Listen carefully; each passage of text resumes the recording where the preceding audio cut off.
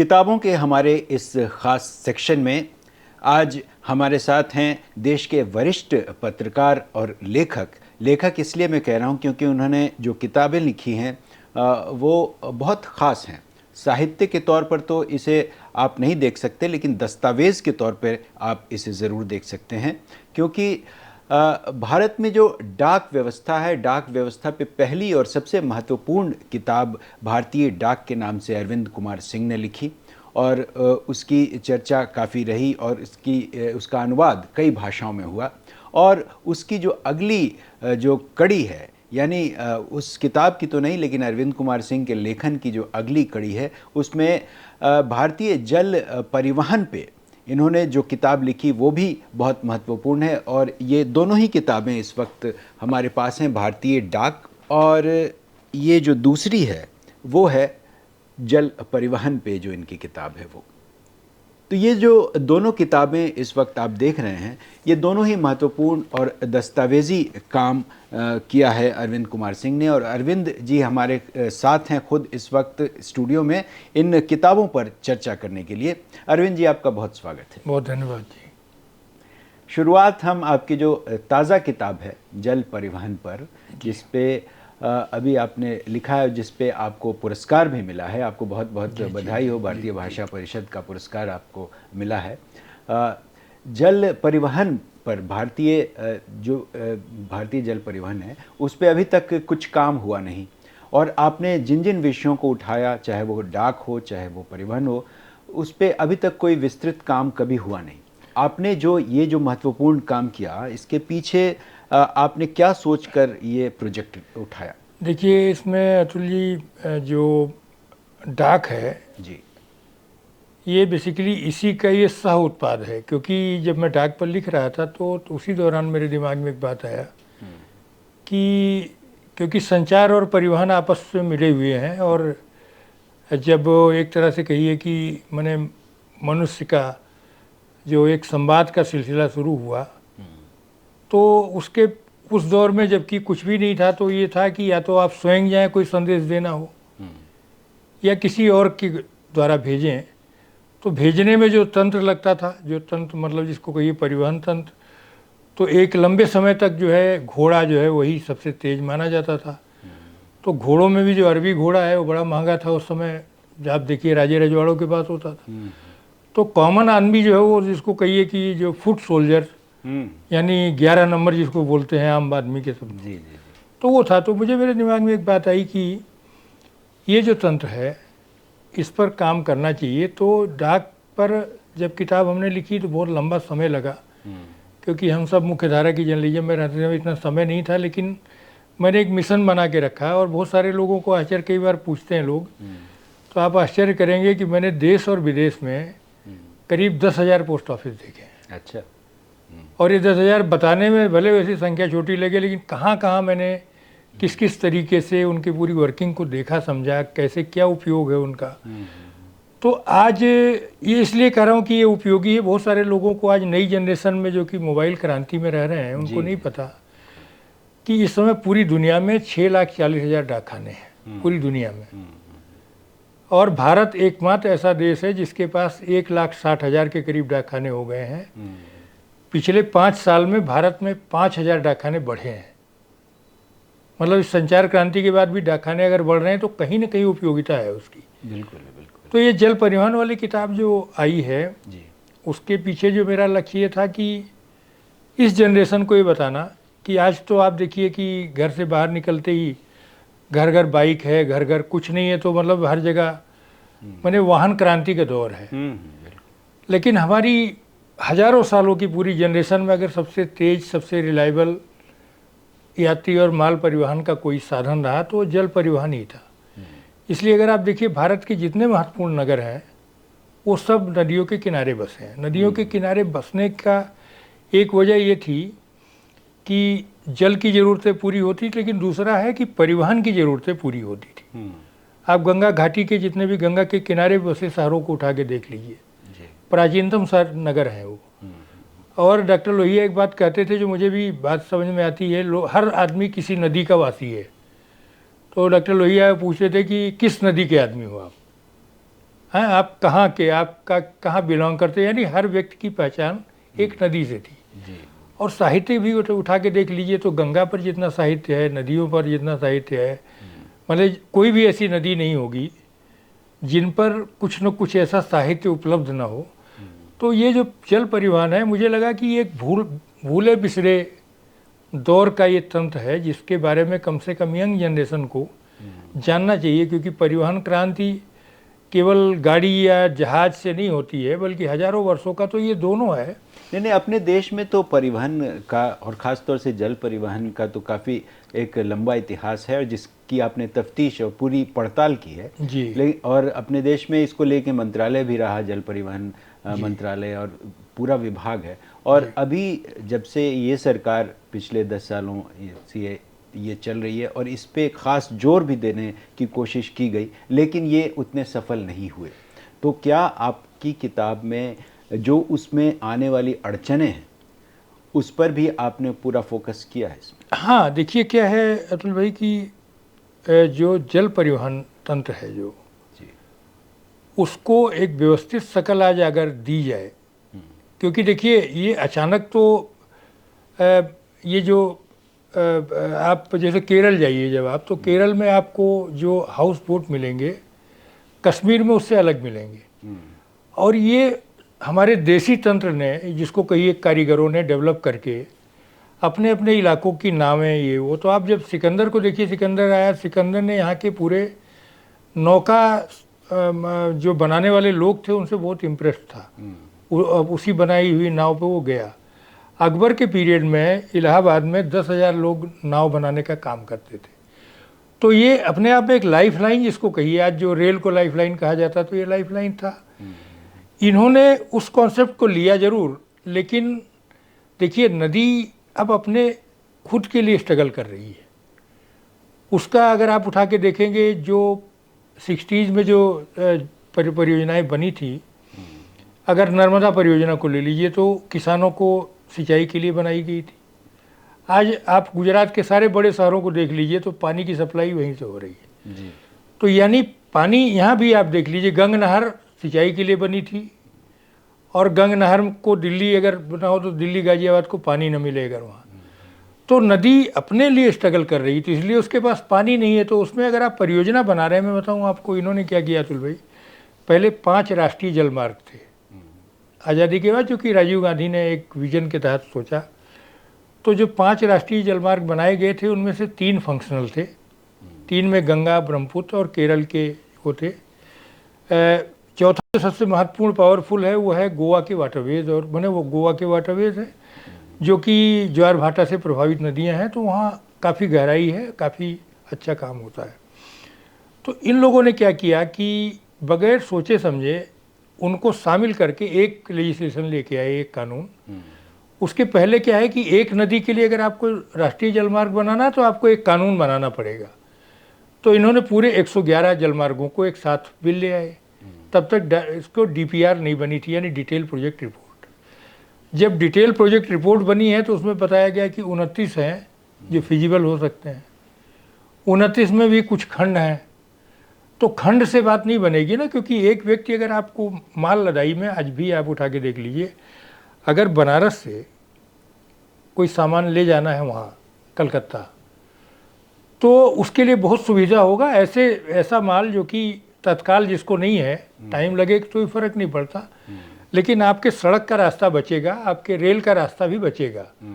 और जल परिवहन आज भी सबसे सस्ता है जी, क्योंकि जब मैंने नदी पर चलने वाला जो वाहन है वो कम से कम एनर्जी कंजम्पशन होता है वहाँ, मतलब सबसे। आपने ये जो जल परिवहन पे इतना विस्तार से रिसर्च किया, आपने देश की तमाम नदियों को उसके उद्गम से लेके आखिर जहाँ वो ख़त्म होती हैं उसका भी आपने रिसर्च किया होगा। और इस किताब में मैं देख रहा था कि इसमें नदियों पर एक अलग से आपने काम किया हुआ है, और हर नदी के बारे में बड़ा विस्तार से बताया है कि कौन सी नदी कब कहाँ कैसे जाती है। तो ये जो प्रोजेक्ट है खासतौर से, और हर स्टेट का इसमें मैं देख रहा हूँ, तो निश्चित रूप से ये एक बहुत बड़ा काम आपने किया है। और हमें उम्मीद है कि आने वाले वक्त में या अब जो युवा पीढ़ी आ रही है, जो भी नई जनरेशन है, उसके लिए ये बहुत ही फ़ायदेमंद होगी ये दोनों ही किताबें आपकी। अब अगले प्रोजेक्ट के बारे में अगर बात करें तो आपका अगला प्रोजेक्ट क्या है? नहीं, आपने जो बताया ना इसमें अतुल भाई, देखिए क्या है कि इसमें हमने नदियों के बारे में बहुत विस्तार से नहीं लिख पाए थे। जी जी जी, लेकिन आप फिर भी देखिए काफ़ी नदी कुछ जो है इसमें। मनुष्य से, हाँ नहीं काफ़ी कुछ हमने लिखा है। मतलब अभी क्या है कि मैंने एक चीज़ अभी देखा कि यूपीएससी के बहुत सारे बच्चों के मेरे पास फ़ोन आते हैं, उनमें काफ़ी उनके लिए उपयोगी खंड है। क्योंकि छोटी छोटी कोशिश किया कि क्योंकि एक सीमा होती किताब की, तो लेकिन अगला जो मैं काम इस पे करना चाह रहा हूँ, नदियों पे करना चाहता हूँ। क्योंकि नदी, देखिए नदी क्या है कि बहुत सारे लोगों को लगता है कि नदी होगा उनकी ज़रूरत की कोई ऐसी चीज़, लेकिन सच ये है कि कोई ऐसा व्यक्ति नहीं है जिससे नदी न जुड़ी हो। आप उठा के देखिए, खासतौर पर जो नदियाँ, नदियों का तो यहाँ माना जाए फीमेल है वो, है ना। उसमें भी अगर सोन और ब्रह्मपुत्र जैसे को छोड़ दिया जाए तो बाकी सब फीमेल ही हैं ज़्यादातर नदियाँ। तो इसलिए आप ये देखिए कि नदियों में चंबल को छोड़ के लड़कियों के नाम है, आप उठा के देख लीजिए। चंबल को छोड़ के आप गंगा देखेंगे तो इतना नाम मिल जाएगा, कावेरी आपको नाम मिल जाएगा, आपको कृष्णा मिल जाएगा। आपको नदियों के नाम जितने प्रमुख हैं आपको सब पे लड़कियों के नाम मिलेंगे जो है ना। केवल चंबल ऐसा है डाकू समस्या के नाते कि चंबल नाम की कोई लड़की आपको नहीं दिखाई पड़ेगी। और हर नदी का अपना एक अलग हर नदी का जो तंत्र है वो एक अलग, जैसे जमुना के बीहड़ों में डाकू पैदा होते रहे, चंबल के साथ भी ये रहा, गंगा के साथ ये नहीं रहा है। गंगा के साथ कहीं कहीं कुछ लॉ ऑर्डर की सिचुएशन नहीं होगी, लेकिन गंगा अपने साथ एक अलग संस्कृति ले आती रही। पूरा हमारा जो जितना धार्मिक स्वरूप है, अगर आप देखिए गंगा गोदावरी, तो मैं नदी पर जो है एक आज क्या स्थिति है इन नदियों की, क्योंकि ये सारी नदियाँ जो मैं कह रहा हूँ अतुल भाई, ये अपने अस्तित्व के लिए लड़ रही हैं। और ये अगर गई तो आने वाले समय में, क्योंकि एक नदी केवल ये आप नहीं देख रहे एक बहते हुए समंदर में मिल रही है, वो पूरी एक संस्कृति है, हर नदी घाटी की एक संस्कृति है।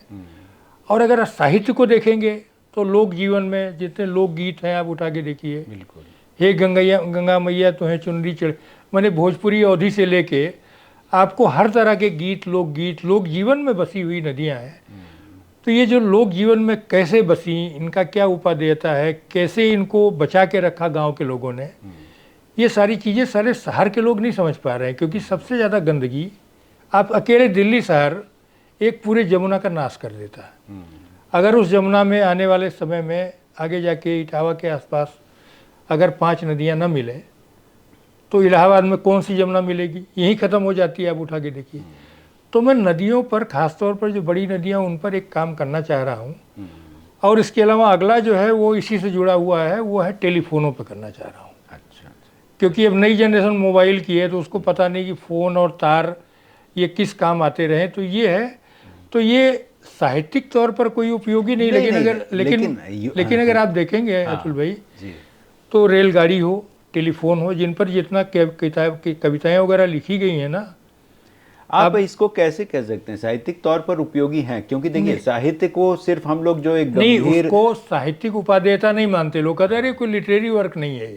नहीं, ऐसा ये लिटरेरी वर्क नहीं होगा। लेकिन ललित सुरजन जी ने मुझे बड़ा उत्साह बढ़ाया। उन्होंने इस बात को लिखा कि भाई आप कविता को, कहानी को, हिंदी में मौलिक कामों को आप बात करते हैं उनकी, लेकिन ये डाक वाली किताब पर उन्होंने एक बहुत बढ़िया संपादकीय लिखा। तो मुझे बड़ी एनर्जी मिली उससे कि उन्होंने उसको एक लिटरेरी वर्क के तौर पर रिकॉग्नाइज किया।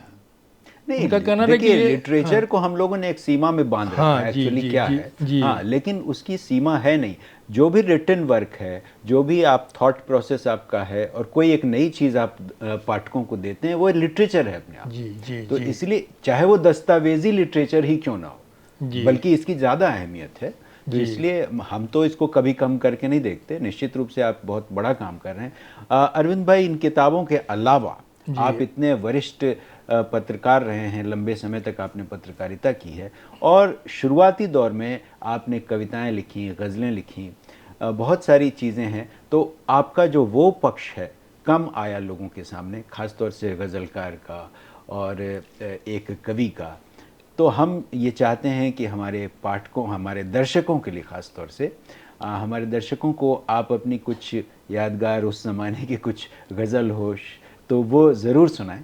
चलते देखिए बिल्कुल अतुल भाई, मैं ये कहना चाहूँगा कि देखिए मेरा जो कुछ समझ विकसित हुई वो इलाहाबाद में उन लोगों के बीच में हुई जी जो उस दौर में शायद उनको कम जानता रहा हो, लेकिन मैंने अपनी आंखों से साथ बैठ के रघुपत साहब फिराक को देखा, मैंने महादेवी वर्मा जी को देखा जी और महादेवी जी वगैरह का स्नेह पात्र रहा, अमरकांत जी के काफ़ी नज़दीक रहा। जी जी बल्कि आप ये कह सकते हैं कि अमरकांत जी से प्रभावित होकर मैं जर्नलिज्म में आया। तो मैं ये जो कविता सुना रहा हूँ, ये इसका जो शीर्षक है मेरा संकल्प। लेकिन इसको ऐसा है कि आज के दौर से सोच के मत देखिएगा, नहीं लेकिन मैं 11वीं का एक बच्चा किस हिसाब से चीज़ों को सोचता है। मेरे दोस्त, पथरीली राहों पर चलने का मेरा संकल्प लहूलुहान होते पाँव से नहीं रुकेगा। मैं तो देखना चाहता हूँ समग्र परिवेश, जहाँ फैल रहा है दहशत का धुआं, जहाँ आदमी घुट रहा है जहरीली गैसों से। अब इससे आप अंदाजा लगा सकते हैं कि भोपाल गैस कांड वगैरह का कहीं ना कहीं कुछ वो नहीं था उस समय, लेकिन उसके बाद हुआ है ये घटना। लेकिन ये गोबर से गेहूं निकालता है जहाँ भूखा आदमी, बच्चों के हाथों से निवाला छीन भागते हैं भूखे कुत्ते, सोते मजूर की पसलियाँ निहारता है जहाँ भूखा बाज, कोयल की कूक प्यारी लगती है जहाँ, और अब सगुन होता है कौवे का बोलना। तमाम अछूते अनछाने राहों से सफ़र तय करना चाहता है मेरा संकल्प, खुली आंखों से पढ़ लेना चाहता है समग्र परिवेश, तमाम अनखुले पेज वो खुद खोलना चाहता है, बहुत दूर तक निकल जाना चाहता है मेरा संकल्प, वहाँ तक जहाँ धरती और आकाश दोनों मिलते हैं और मेरी दादी का स्वर्ग जहाँ शुरू होता है। क्या बात तो है। ये जो है, लेकिन देखिए आप इतना पहले अगर हम बात करते हैं कि 11वीं में अगर आपने इतनी बेहतरीन और बहुत गहरी कविता लिखी है, निश्चित रूप से आगे का भी आपका जो लेखन है। तो मैं एक चीज़ कहना चाहूँगा जी, जो कि मटियानी जी कहते थे, शैलेश मटियानी जी मेरे बहुत मैंने बड़े आदरणीय, जब कई बार मैं नहीं मिलता था उनसे तो हॉस्टल आ जाते थे हमारे। तो मटियानी जी कहते थे कि देखो, लिखने का जो भी आप लिख रहे हो, आप अगर जर्नलिस्ट हो जो भी हो, आप जब सोचते हो, जब आपके अंदर कोई भाव आते हैं तो वो किसमें अभिव्यक्त होंगे ये आपके उस समय तय होते हैं। तो हम आप जब जर्नलिज्म में हैं तो हो सकता है हमारी वही बातें जो काव्यात्मक अभिव्यक्ति है वो हो सकता है किसी रिपोर्टाज का हिस्सा बन जाए, रिपोर्ट में शामिल हो जाए। सही। तो ये जो है ना, मतलब मैं जैसे बहुत सारी चीज़ें उमड़ती हैं, लेकिन बीच में एक ऐसा घटना घटी जिसके नाते मैंने लिखना, कविताएं वगैरह लिखना मैंने बंद किया। वो एक साहित्यिक गोष्ठी में मार्कंडे जी का ये कहना था कि अरे भाई तुम जो है तुम रिपोर्ट वगैरह लिखो, तुम्हें गजल वगजल छोड़ दो।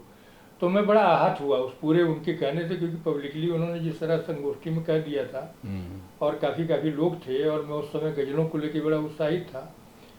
तो हालांकि जिस गज़ल पे उन्होंने कहा था वो कई जगह छपी भी, आगे कभी मौका लगेगा मैं सुनाऊंगा वो ज़रूर। तो ये है अतुल भाई, तो इसलिए वो प्रोज में अभिव्यक्ति हो जा रही है जी। नहीं, अभिव्यक्ति तो खैर हो ही रही है और कई तरह से आपने अभिव्यक्त किया अपने अंदर जो भी चीज़ें चलती हैं। आपको बहुत बधाई और शुभकामनाएं अरविंद जी आने वाले प्रोजेक्ट के लिए, और आप हमारे साथ आए, इतनी सारी बातें की और अपनी किताब के बारे में बताया। बहुत बहुत धन्यवाद। और आपको और पूरी टीम को बहुत बधाई, क्योंकि आज के दौर में जबकि साहित्य और इस तरह की चीज़ों पर कोई चर्चा नहीं होती, तो आप लोग कम से कम उसको जिंदा रखे हैं, तो इसके लिए मैं बहुत अपने हृदय से आभार और बधाई देना चाहूँगा आप सबको जी। चलिए, धन्यवाद आपका।